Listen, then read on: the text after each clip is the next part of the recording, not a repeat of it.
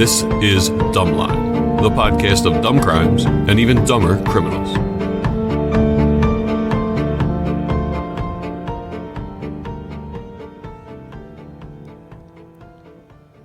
Listen to this podcast. Every time you do, it'll make you laugh. It'll give you true crime cred. What the hell's on Jason's head? Shout out to Nickelback.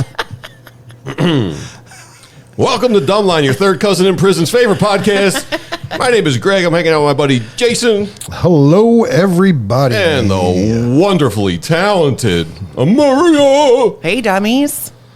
I just need to exhale. Yeah. Everyone's sick. I'm trying to dodge it. I feel like Neo in the Matrix. Is that his name? Dodging bullets? Yeah. And if you're aware of it, I ask you all to do this, a field test. Go to some place in public, especially on a plane, but just be aware of how many people cough. Oh, everybody coughs. Yeah. It's gross. It's everyone. And nobody covers their mouth. Nobody covers their mouth. It's a free-for-all. I had this little old woman. I didn't know who it was. I was like, she's it crazy. felt like, I felt like I had a balloon tied to me, following me. I had a cough following me around Whole Foods. Everywhere I went, I just heard this hacking. And I turned around, it's this little old lady. And God damn it, she was in not covering. Both hands on the cart. Oh, that's disgusting. And it was like every aisle I was in, this broad was in. It was driving me nuts. So that's a test. Do that. Go somewhere public. Food shopping, the airplane, wherever. Go to the sauna. Oh my God, the guy in the sauna yesterday was crazy. Ew, that's gross. That's like a petri dish. He was like doing like nasal exercises. Ooh. He's like... I was like, what the frick? Oh my God. That's Guy's acting like it was gross. his own sauna. And then I was sitting there and I hear... And it's a tiny sauna. And he's like doing Tai Chi in his living room. Like you would think he's alone doing these arm exercises. Just like... That reminds me of when I worked in Borders. I don't even know what to say. I don't even know what to say. You leave. I had to leave and go to the steam room. I was like, I can't sit here with this guy. That sucks. That sucks. When I worked in Borders, there was a woman who would come in every day with her yoga mat and go to the yoga section and do yoga in the Borders? store. In Borders. Take her the shoes book? and socks off and do... Would she pick a different book every day? Oh, that's great. Do different exercises She from different didn't books. use the books. She said, "This is a public place, and I have the right to be here and do yoga." We were like, It's not a it's public- not a public No. place." Yeah. We're a bookstore. so weird. What part of bookstore does yoga studio? Like, would you go to the murder section and murder somebody? You don't just like the sections aren't there as verbs. They're not. Yeah, they're not suggestions. Did she do it in front of the yoga section? She went into the yoga section. They're categories. All right, I'd let her do the yoga. Not suggestions. Right now, like if I rolled up to the cookbooks and started making like a steak or like a creme brulee or I feel like an these oven. days, if you took videos and images of her doing yoga in the yoga section, threw that on Instagram, people come by. They want to check this lady Yeah, out. that's You're true. like, oh, every day, here she is. Here's Yoga Annie. Here she is. Tuesday. It's true. She was too early. I did like a Borders bookstore. I did too. Were you Borders over Yes. Barnes and Noble? Yeah, because Center City Philly had a great Borders, like 4 stories high. Yeah. Nice. Yeah. What was the one in the mall? Was that Walden Books? I don't know. Yeah, there's Walden Books. There was another one too. I forget what that was called. I don't know. Yeah. Yeah, sorry. Hey Maria, you got a wacky headline for us? I do. Extra, extra, read all about it. Extra, extra, read all about it. This week's headline is from KIXS FM 108, Presidio, Texas, September 26th, 2024. Woman busted smuggling over 700 pounds of bologna at border. At the border? Coming in or out? Coming in. She bringing bologna in? Yeah. From where? Mexico. Ugh, I don't. I mean, Mexico- nothing against Ameri- Mexico. I don't yeah. know if I want bologna from Mexico. I mean, I don't want American bologna. I feel like Right, we're the true. only country that eats it, and it Yes. can't be, and that's not good. It's got more MSG, maybe. I don't know, what. Chorizo. So, chorizo bologna. I may okay. try. Okay. Oh, there you go. all right. But I don't think that was it. No, a woman was fined $1,000 when Border Patrol thought her suitcases seemed heavier than normal. You think 700 pounds How of is she meat? moving? Has she got a push cart? Is it just loose? No, I mean it's those. Is it in big, packages? those big like deli loaves. Is it in a car? yeah. Like, is our car I got to don't- be drooping down in the back? Yeah, I picture like them opening up the suitcase and it's like 700 pounds of loose. sliced It's like bologna? loose slices. it's just all stacked. Yeah, like dollar bills. And they're like, oh, Okay. Briefcase is full of bologna slices. Well, here's the kicker. Instead of dollar bills. Here's the kicker. She was also carrying 280. Mustard. 200. She was also carrying 280 boxes of prescription pills that she forgot to mention. So maybe make 2 separate trips. Don't do prescription pills and bologna in the You know same what? trip. You know what? It could be. She could be a fucking distraction. genius. They're probably so twisted with this 700 pounds of bologna. They're probably not even looking for. She pills, maybe got a little maybe. bit. Yeah, she maybe got a little bit too greedy. Did she- That's a lot of pills. Does she have but- prescriptions for these pills? I Were don't they think hers? so. 200 pounds? 280 boxes. Oh, boxes. Boxes. just little tiny slices.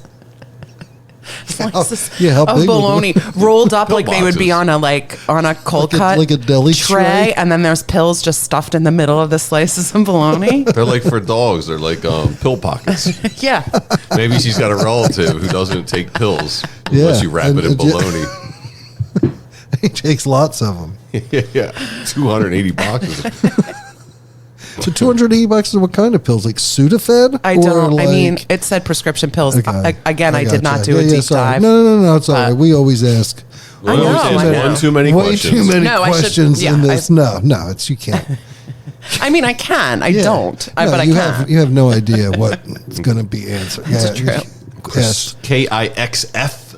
What's that? KIXS. XX. XS. It's weird That call one's letters. tough too. They Yeah. call it kicks. Yeah. Maybe.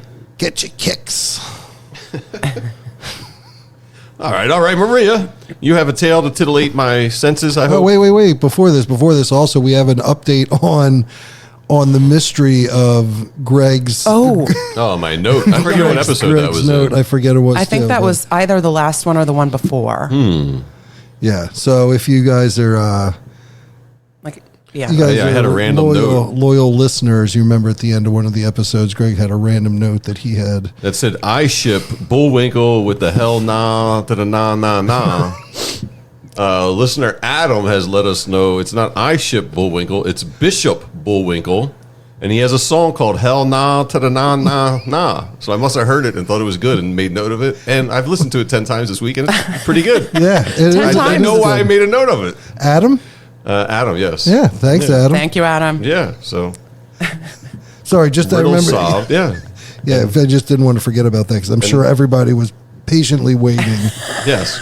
On for the edge of their yeah. seats. No, I follow and I suggest everyone follow Bishop Bullwinkle on Okay. Spotify or Apple or wherever. All right, Maria. Sorry. Thanks. Tail time?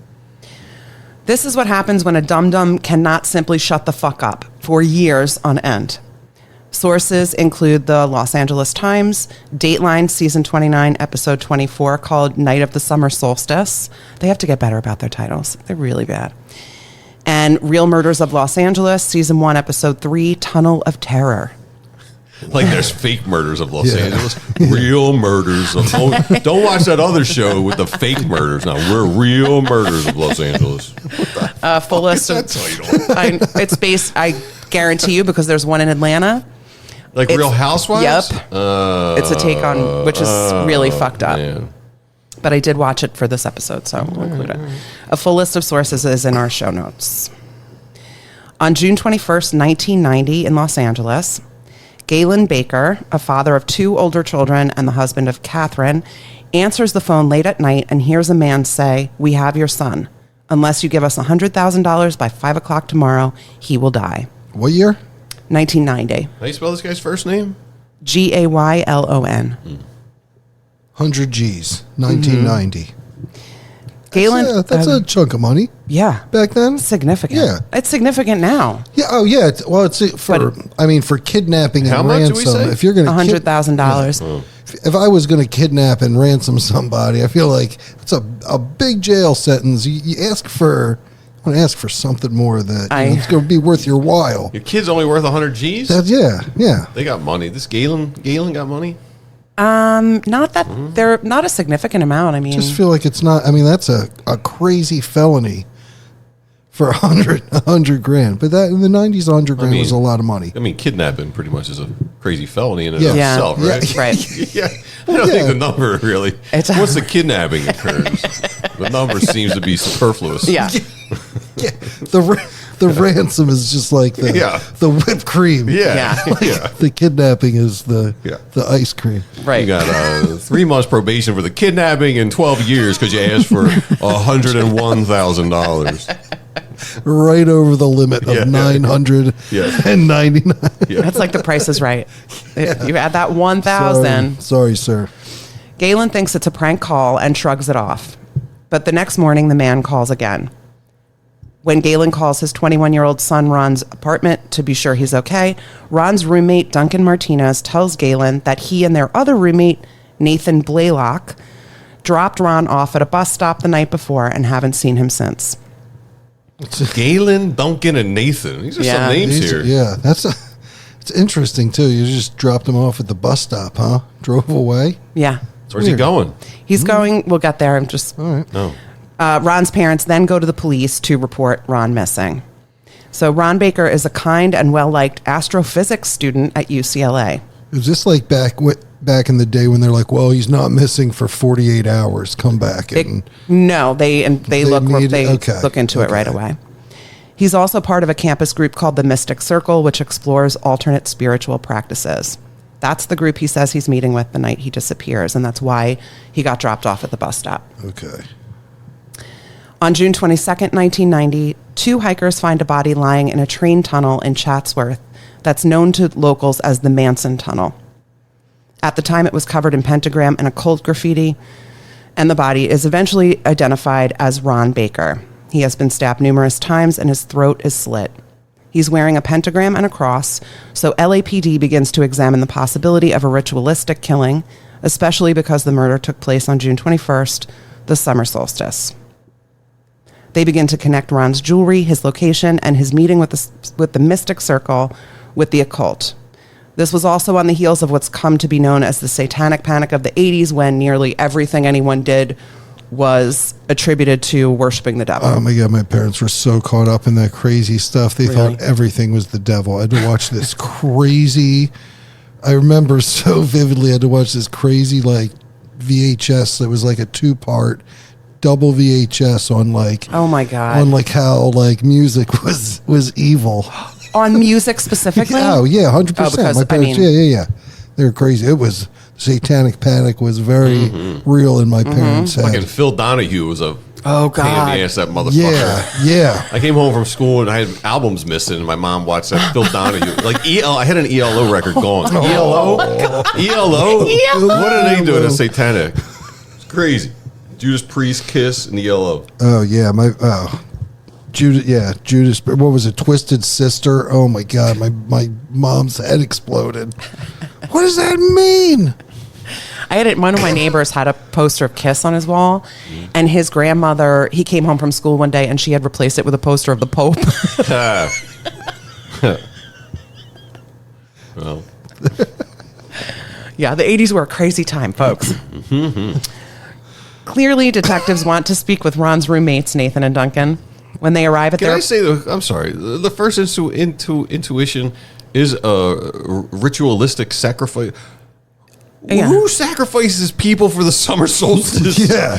Well, that's- like that's It's like drum lines and like a little bonfire. Who's I know. Like summer solstice. I love that that's what they immediately go to. Sacrifice. Yeah, Yeah, in 1990. It was a sacrifice to the devil on the summer solstice. Yeah. All right.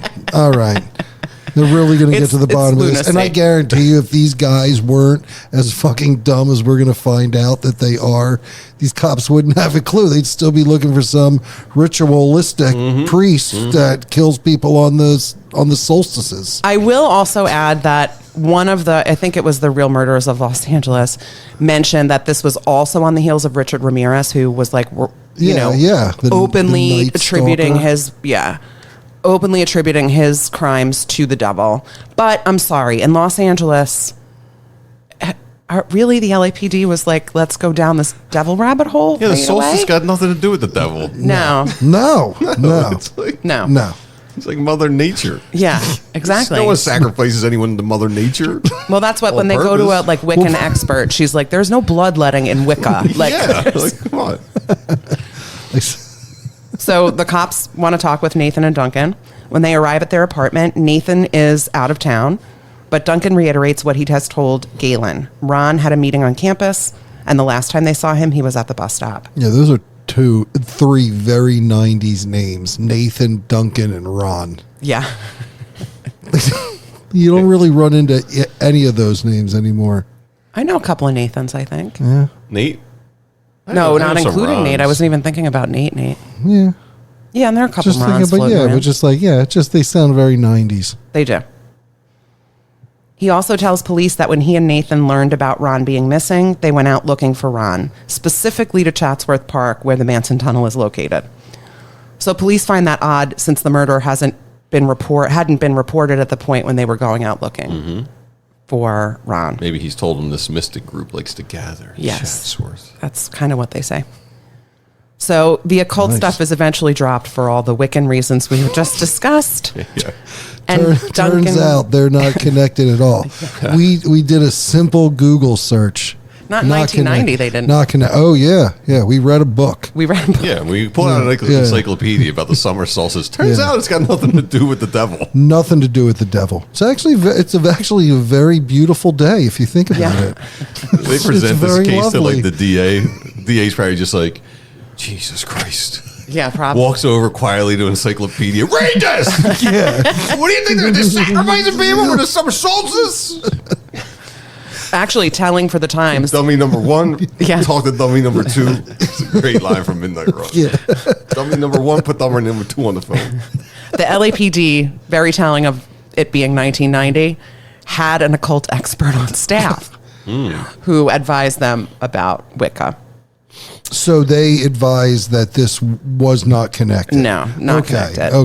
Okay. Duncan becomes I the was main going to person. say, don't tell me. I was like, don't tell me the occult How person on busy the. is the occult guy? I know. That's what I want to know. See, is this But a that- full-time job? I'm hoping he also takes There's- reports and interviews people, I and he's not just. guarantee you it's a full time job, and I guarantee you he In the makes a union. ton of money. He's a union guy. He's got a pension. He's probably retired right now. He made a Guess he has living like- off his guess he has satanic like panic. 5 New Age or Yeah. occult questions a year. Yeah, he's Yeah. just sitting there. Yeah. Hey Jimmy, is this like Satan? Nah. All right. Oh, it's a rock band. Yeah. And that's my week done. Time Yeah. card, and I'm getting out. out. I'm getting out of here, guys. He goes home, his wife is like, rough day, I'm exhausted. They asked me a question. That's crazy that there was this whole a whole industry and this Yeah. whole thing built around the satanic Yeah. panic. Yeah. So Duncan becomes their main person of interest at that point. When detectives talk to Nathan, he corroborates Duncan's account. Duncan agrees to take a polygraph test. You never agree to do that. No, but I'm going to give him a little bit of a pass because it was 1990, and I don't think any of us really knew how shitty the polygraph test system was. Yeah, I guess. I mean, He fails miserably and retains a lawyer after the polygraph, after he fails the polygraph test. he got those parts reversed. Yeah. Yeah, he did. When detectives tell Galen that Duncan has failed the test, he says he can't imagine Duncan hurting Ron. They've known him for years. In fact, Galen says, he even has some of his belongings stored in their basement. When the cops speak to Nathan again, he says that Duncan has disappeared. This alarms the Bakers, and Ron's father begins digging through what he left at their house. And here comes the dumb.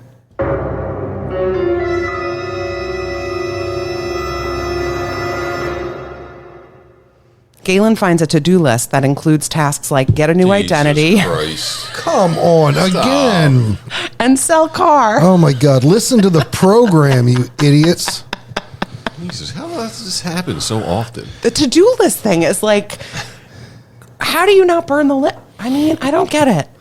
I don't get it. Keep it in the house? This is unbelievable. He You gave take the list, you drive down to like a McDonald's, you dump it in a trash can. Yeah. You're in Los Angeles County. Go to the desert. It's going to blow away into an old mine, and no one will ever find it again. An old mine. Flush it down the toilet? Yeah. Yeah. Yeah. Or just keep throw it in a bag and tie it up and just put it in the regular trash. And have them, they don't need to do anything special with it. Nobody at then the they time. can dig through these landfills and find a bag, maybe. They're going to dig through the Los Angeles County Maybe. landfill and look for this guy's one bag of garbage. The occult guy's not got a lot going on. He could go dig through the landfill. the occult guy / landfill digger. Yeah, he's got a surfing lesson. He can't do it.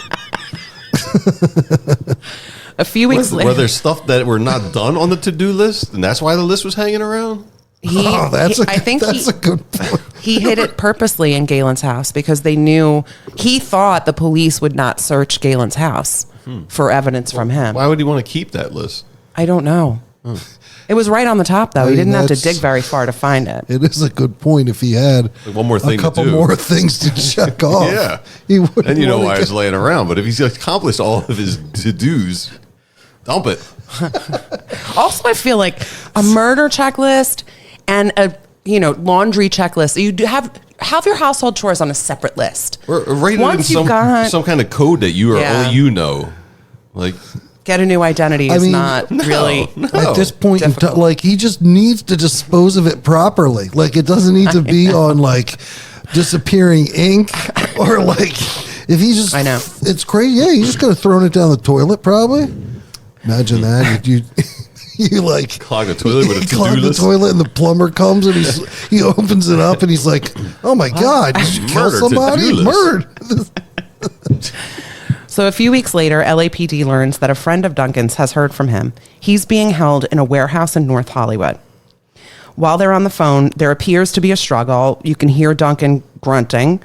There's a recording because her answering machine picked it up at the same time she did, so you can hear the recording. He begins grunting, and you can hear a noise like something metal, like almost like a pot is being banged in the background. Once they get the number of the phone, Duncan... Is this after the body was found? Yeah, this is Duncan, the roommate, not Ron. Oh, roommate. Duncan is dead also now? missing. He's missing. He's being held in a warehouse. Okay. So once they get the number of the phone Duncan called from, one of the detectives on the case calls the number. It's a payphone in the Las Vegas airport. So the warehouse story is... It's just turns out it wasn't metal banging, it was slot machines. right. It's like cha-ching, cha-ching. Somebody just hit the jackpot. He's also a really bad actor. On the call, he's like, oh my God. It's so fake. You heard it? Yeah. Oh. It's so fake. Flight 267, now boarding gate 12.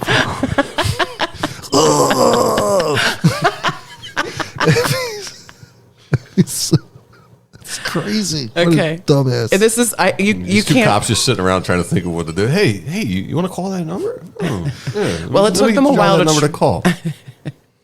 So now it's been 18 months. 9? You press 9 to dial out? Star 69. You didn't try star 69? Now it's been 18 months since Ron's murder, and it's 1991 in Boston. A passport officer named, I can't believe this, Duncan Haywood Maitland. We're going to call him Passport Duncan because Duncan, what? There's Duncan 2. Duncan too. Electric Boogaloo. Did you say his last name? Duncan Haywood Maitland. Haywood Maitland? Haywood is his middle name, Maitland. Can we just call him Haywood? We're going to call him Passport Duncan. Okay. All right. He has a weird interaction with a man who wants same-day turnaround on a new passport in 1990. Like that. Come on. Yeah. And here comes more dumb. Dumb. His main form of identification is a transcript from a school in Massachusetts. So Passport Duncan turns him away. Just like no photo, just Just a transcript. This is my school transcript. I did really well in history. I would like a passport, please. Why would any human being think that would work? So It's great. So he You returns. couldn't even get your high school ID with your high school transcript. Yeah.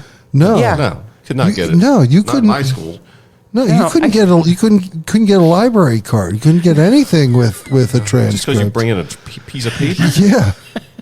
So he returns with two friends and says they're his identification and they can vouch for him. Passport Duncan is obviously not having it. All right. I'll come back with two guys that know me and the transcript. Yeah. Will that be enough? Yes.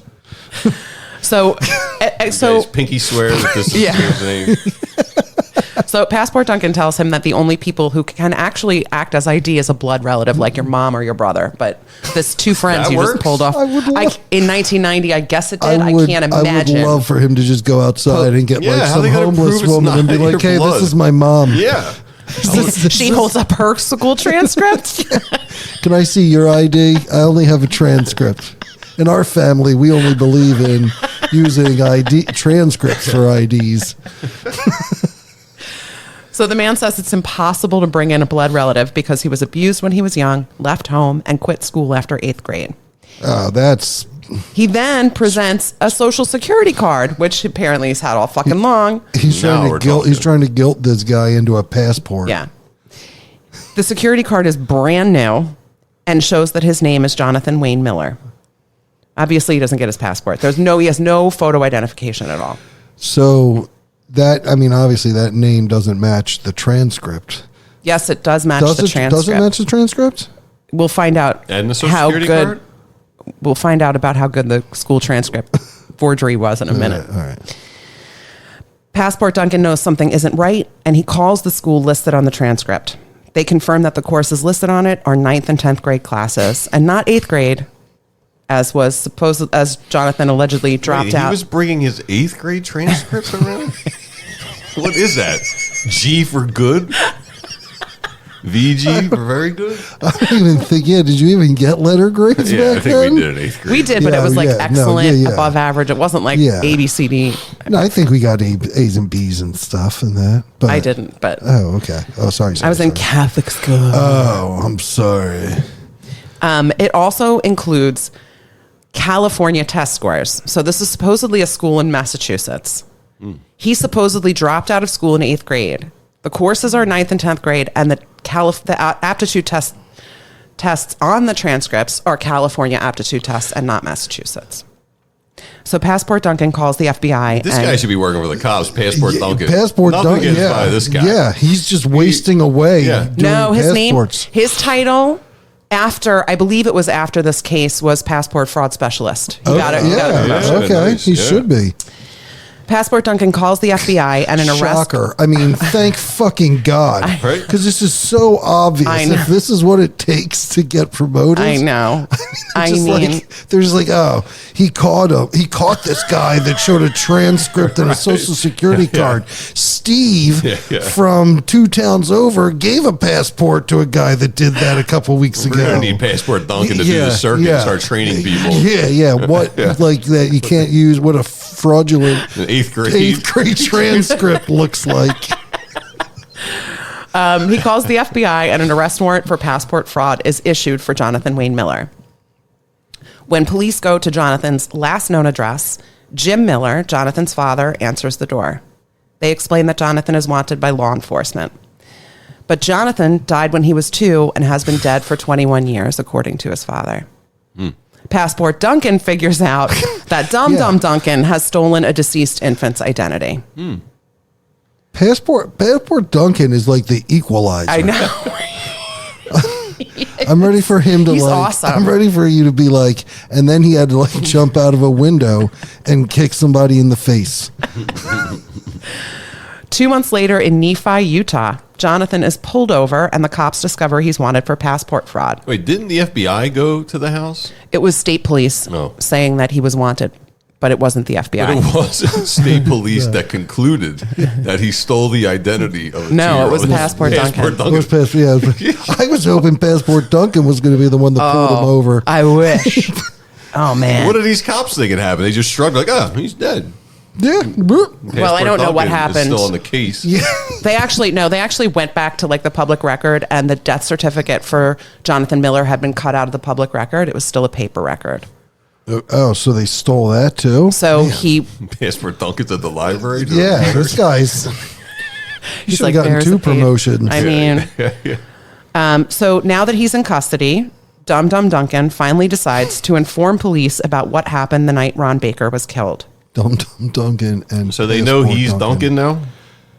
Yes. Okay. They know that all the Dum Duncan is who he Yeah. is. They know Jonathan Wayne Miller is Duncan. Is Duncan. Martinez. Okay. Yes.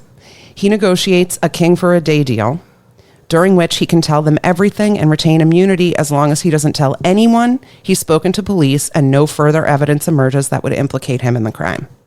If he talks to anyone about his police interview, he can be arrested. I think we see where this is going. So wait a second. This king for a day? Mm-hmm. So he can say whatever he wants to? Yes. And they're not going to charge him? In order to aid the police in an investigation, they can make that deal. Really? Yes. But if he missteps after that, it's off. Immunity doesn't count anymore. Interesting. So in the days before Ron's death, Duncan and Nathan watch an episode of Dragnet and decide that they could do a better job at kidnapping than the villains of a 1950s TV show. Weird flex. I'm sorry. Was that on TMC? Dragnet? It was probably on like... TM? Me Network? TMC? Yeah, it's probably on the Me Network. Yeah, the Channel 2. Right after, what's the Honeymooners, probably. the horror guy? I forget his name. The horror guy? Vincent Price? No, never mind. Rod Serling? No, Okay. we're good. Keep going. Dr. Demented? Alfred Hitchcock? They decide to take Ron hostage to negotiate... Svengoolie. Oh, Svengoolie. Svengoolie, sorry. They decide to take Ron hostage to negotiate a ransom. They invite him to a supposed Solstice party in the Manson tunnel. While they're walking into the tunnel, Nathan trips and Ron teases him about it. This enrages Nathan and leads to Ron's death. Then, Duncan says, Nathan forced him to call Ron's parents and ask for ransom money. Because of the king for a day deal, the police have to let Duncan go when the interview is over. There's also blood evidence from Ron's fingernails. It matches Nathan's blood type, but not Duncan's. How'd they get Nathan's blood? Well, funny you should ask that, Greg. Nathan is being held in Riverside County Jail for a bank robbery charge. Man, They found him pretty quick. Man, these guys are busy. The police arrange a phone call between Duncan and Nathan to try to get Nathan to say more about the night of the murder, but Nathan's worried about the security of the jail's phone line. Only smart thing that has happened in this entire... Hey. I mean, ultimately, he's going to get what he deserves, but shit. So Hey, he man. does, however, invite Duncan to visit him in jail, and Duncan wears a wire. When he brings up the murder, Nathan says, it just happened. But that's obviously not enough to charge somebody with. Duncan then goes on his merry way and attends University of Utah, where he, for some reason, encourages his friends to call him Doofus O'Reilly. What? I don't know. I had to include it. He's calling himself a doofus. I can't even. I'm so blown away by this king for a day thing. I know. He gets off scot-free. What does Ron's parents think of that? Does Ron have any family? I mean, or- his parents, obviously his parents are really upset about it. Like, that's... Yeah. Duncan Martinez becomes Doofus O'Reilly? Yeah. Jesus. He's also With a frat quick boy. stop at Jonathan Wayne Miller along Yeah. the way? I can't believe he's... Yeah. And then he enrolls in school and moves to Utah. Of course he goes to Utah. He's a frat boy, too. Yeah, sorry, Utah people, but... LAPD asks Duncan to contact Nathan again. When he calls Nathan, he says he's worried because there's a warrant out for Duncan's arrest. Nathan advises him to say he didn't do it and that he doesn't know who did. Nathan also once again says it happened. Still not enough to charge, obviously. Not evidence. They need to do a little... Does he ask at any point why people are calling him Doofus? Yeah. No, but I wish someone did. Duncan returns to school and confides in a friend about witnessing a murder and helping police solve it. Oh, boy. His friend is skeptical and discusses Duncan's story with a few people. Oh, that's it. It spreads and That's travels it. all the way to That's campus it. police and then LA police. Ultimately, Duncan is thrown out of his frat, but at this point, he's still not arrested. Yeah, but he's going to get scooped up, right? We'll see. Come on. Got to scoop that dummy up. That Doofus. Yeah. Meanwhile, police confront Nathan with the fact that Duncan has blamed him, and Nathan finally admits to stabbing Ron and is indicted for first-degree murder. In 1994, ever dumbass Duncan breaks into a sporting goods store and is caught for burglary. In order to prove his identity, Utah detectives... Breaks out a transcript. This says Sunshine Daycare. Susie Miller. Susie It's me, man. She's really good at nap That's time. me. It's me. I pass nap. So in order to prove his identity, Utah detectives take him to his apartment to retrieve his ID. While there, they notice Duncan's day planner and LAPD detective Rick Jackson's business card inside the day planner. Oh, boy. And here comes more dumb. Dum dum dum. Doofus tells the cops he broke into the store because he's being forced to by someone who knows he's witnessed a murder. If he didn't commit the burglary, that person would tell the police about his involvement. This is so convoluted. This is crazy. I know. It is. This is crazy. Winding. Yeah. So Duncan's big mouth breaks the rules of his king for a day deal, and the police holding him call Rick to ask if there's anything he needs while they have Duncan in custody. LAPD asks Utah police to record him repeating the story, and Duncan tells them his whole tale, including how he helped the cops. And he adds, which he had never said before, that he told Nathan to, quote, finish him off in reference to Ron. So not only does he break his conditions of immunity, he directly implicates himself. Shocker. You can never. I guess that king for a day, whatever deal. I wonder what the rate of breaking that is. Yeah, I don't know. It's got to be like 99%. I mean, it's probably used very infrequently, and it might only be specific to California. I don't know if it's a state by state kind of deal. Yeah. So Duncan Martinez is also arrested for Ron Baker's murder. Nathan Blaylock is found guilty and sentenced to life without parole. And here comes even more dumb. I know we don't have a sound effect, do we? Dum dum dum. No. Okay. No. That's it. We've maxed out on Yeah. Yeah. Duncan refuses a plea deal that would have sentenced him to 12 years for second-degree homicide. He goes to trial instead and is also found guilty of first-degree murder and sentenced to life without.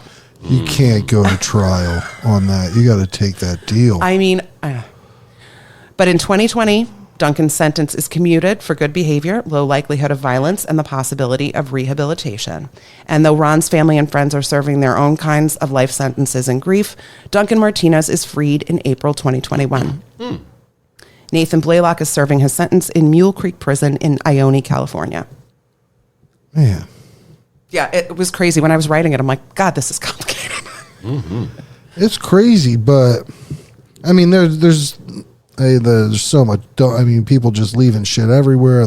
Faking your own kidnapping, your own kidnapping. I have this list. picture in my head of him at a payphone at the Las Vegas airport, and he's just like hitting the payphone and going, "Oh." Have you been to the Las Vegas airport? Yeah, there's like slot machines and stuff in there. There are. Like it's loud as shit. It sounds like you're in a casino. Yeah.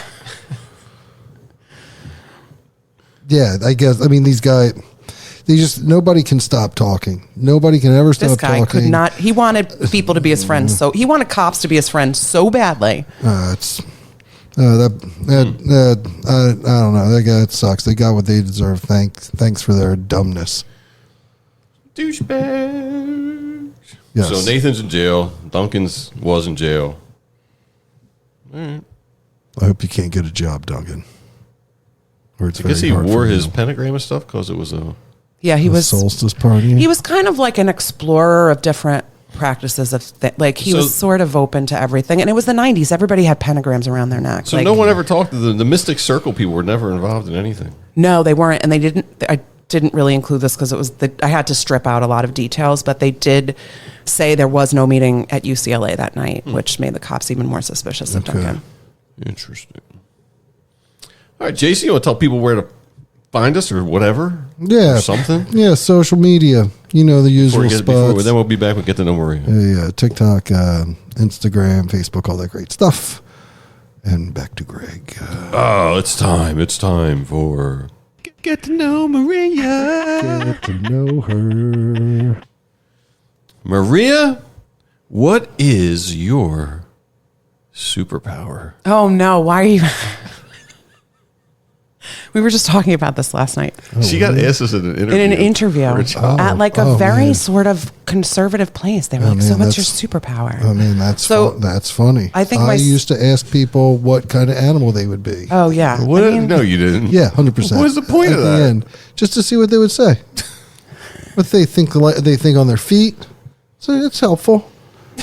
It weeded some people out. This one guy freaked out about a bear and like made this whole thing up. We were like, that got weird. oh, whoa.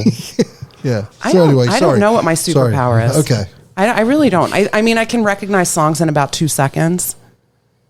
Lots and lots of songs in about 2 seconds. Maybe that's my superpower. Yeah. I don't know. Remembering odd details about serial killers. I don't know. Have you told them that in interviews? I didn't. I did tell them about the serial killer thing, and then I went on to explain Ted Bundy's connections to Philadelphia. No, I'm just kidding. They What? called the police. What was your answer to that in the moment? I talked about managing creative people and being able to grow creative people's confidence and abilities, and encouraging them to Awesome. whatever. Yeah, it's a good It superpower. is a good superpower. Hey, thanks for spending your time with us. My name is Greg. I'm Jason. I'm Maria. Take it easy. See everybody. Go Bye, birds. dummies. Go birds. Go birds.